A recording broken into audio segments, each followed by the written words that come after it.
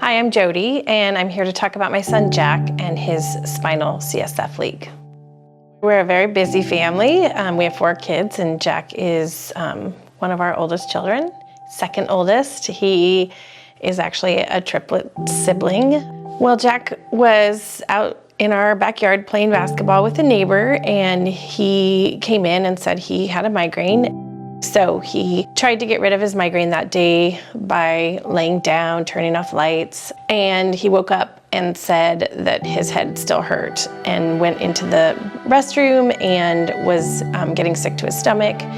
And I came in and I had asked him on a scale of 1 to 10, which was our language for his headaches, how intense is this? And he said it's a 9 or a 10.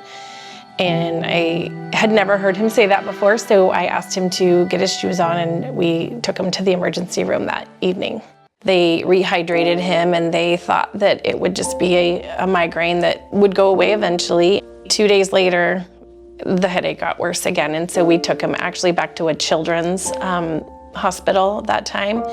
And we were able to see a neurologist in the emergency room, and that's when they started talking about CAT scans and MRIs, and at that point, the fear really set in. In that moment, you're just trying to find answers, so there's not a whole bunch of room for your own emotions. I didn't really spend a lot of time thinking about my own fears, because we wanted to make sure that Jack felt comfort, and even though we didn't actually know if he was going to be okay, we were telling him he was going to be okay. As a parent, my advice is exactly what everybody tells you, is to be your child's advocate. And I actually could not believe how much we had to take on his care and work with the hospital we were working with, which was reluctant actually to continue digging. And so I would say to be your own advocate or your child's advocate more than you ever think you need to be. We did reach out actually to social media community when we were digging and advocating for Jack.